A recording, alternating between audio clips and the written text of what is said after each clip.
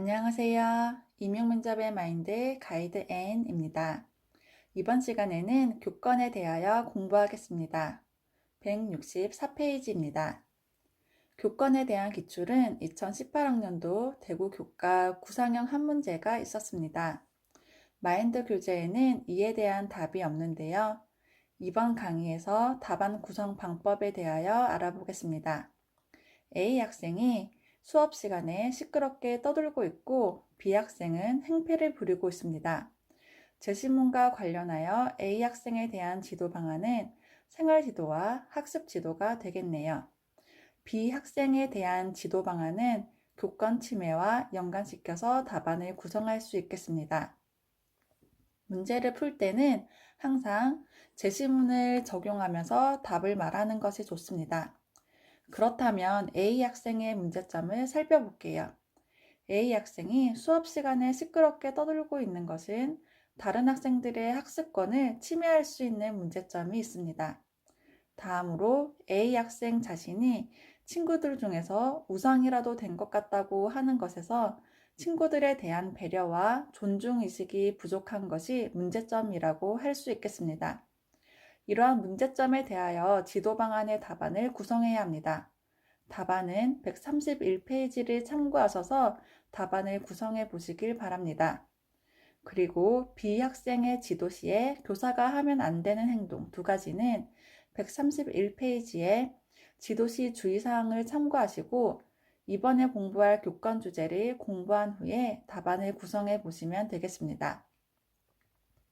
B 학생이 행패를 부리고 있는데 교권 침해를 하고 있습니다. 이에 대해 교사가 어떻게 행동해야 하고 어떤 행동을 하면 안 될지에 대하여 이번 주제를 공부하고 나서 검토해 보시기 바랍니다. 마지막으로 A, B 학생과 같은 문제 행동을 예방하기 위한 심리적 지도 방안은 마찬가지로 131페이지를 참고하셔서 첫째, 개별 상담 및 원인 파악, 둘째, 화내지 않고 공감적 이해로 지도하기를 활용하셔도 되겠습니다. 여러분, 답안은 열린 답안입니다. 하지만 이 열린 답안이 정답으로 인정받기 위해서는 제시문의 내용을 잘 적용할 줄 알아야 합니다. 제시문에서 보여지는 문제점에 대한 해결 방안을 제시해 주어야 합니다. 이러한 문제점이 있으므로 나는 이렇게 해결하겠다 라고 답변하면 되겠습니다. 자, 이제 교권 주제를 본격적으로 공부하도록 하겠습니다. 먼저 교권의 정의를 살펴보면 교권이란 교사의 권리와 권위를 뜻합니다. 교사의 권리에는 학생의 학습권과 학부모의 자녀 교육권도 포함이 된다는 것을 명심하셨으면 좋겠습니다. 따라서 이러한 교사의 권리가 실현될 때야말로 교사의 권위는 향상될 수 있습니다. 그러면 교권 침해의 정의도 살펴보겠습니다.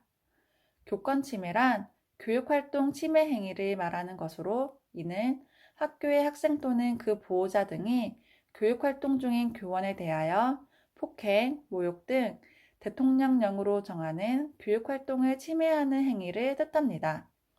따라서 교권 침해를 예방한다는 것은 교육활동을 예방하는 것으로서 학생들의 교육권을 포함시키기 때문에 이는 결국 학생들을 위한 것임을 알 수 있겠죠. 교권과 교권 침해의 의미에 대해 잘 알고 있다면 문제에 대한 답을 할 때에도 학생들의 학습권을 위해 나는 노력을 하겠다라는 뉘앙스로 답변을 할 수 있을 것입니다. 다음으로 교권을 추락시키는 요인들을 보겠습니다. 교사 측면, 학생과 학부모 측면, 학교 측면, 사회적 측면, 교육적 측면으로 요인들이 구분할 수 있습니다. 측면으로 외워두시고 읽고 이해하시면 되겠습니다. 다음으로 교권 보호의 필요성과 중요성은 읽고 이해하시면 되겠습니다. 교권이 보호가 되어야 학생의 학습권과 학부모의 자녀 교육권이 실현 가능해집니다. 그렇기 때문에 교권 보호인 교원의 교육활동을 보호하는 것은 매우 중요하다고 할 수 있겠습니다. 다음으로 교권 침해 시 대응 방법을 보기 전에 교권보호 특별법에 대해 설명드리겠습니다. 이 부분도 이해 위주로 봐주시면 되겠습니다.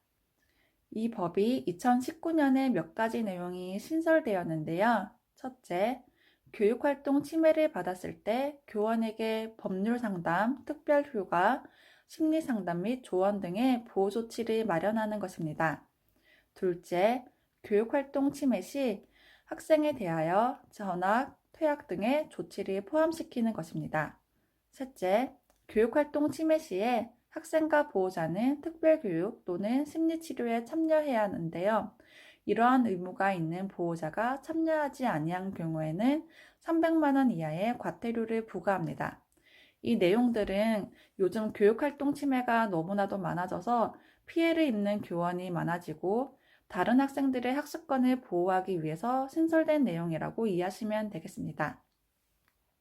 이제 중요한 교권 침해 시 대응 방법에 대해 보겠습니다.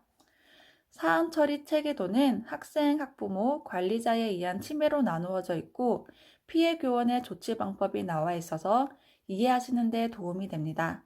보고 이해해 주세요. 다음으로 침해 주체에 따른 대응 방법이 나와 있는데요. 학생에 의한 교육활동 침해 시 경미한 사안과 심각한 사안으로 구분해서 대응 방법이 나와 있습니다. 경미한 사안일 때는 사전에 정해진 교육적 조치를 실시하는데 학교 내에서 교육 지도가 이루어집니다. 이는 선도위원회를 통해서 교육적 조치를 실시할 수도 있습니다.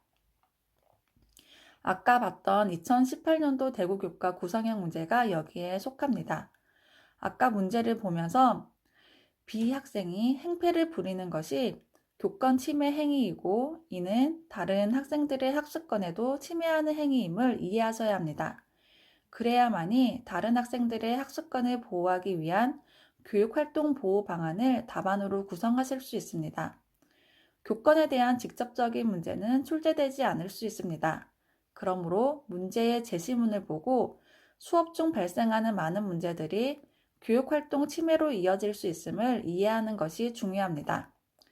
그리고 아직까지 면접 문제로 심각한 사안에 대한 문제는 출제되지 않았는데요. 이 부분은 참고사항으로 보시면 되겠습니다. 상처받은 교원을 위한 조치이기 때문에 읽고 이해해 주시면 되겠습니다. 마지막으로 교권 보호 방안을 보겠습니다. 이 부분도 중요합니다. 측면으로 나누어서 예방 활동을 할 수 있습니다. 달달 외워야 할 것은 아니지만 그래도 이해하면서 잘 숙지하시면 좋겠습니다. 교권 보호는 교사를 위한 것이 아닙니다. 교육을 받는 사람들의 권리를 실현시켜 주는 것입니다.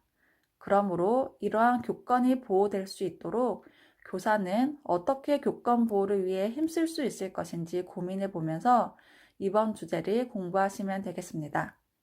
이상 강의를 마치겠습니다. 감사합니다.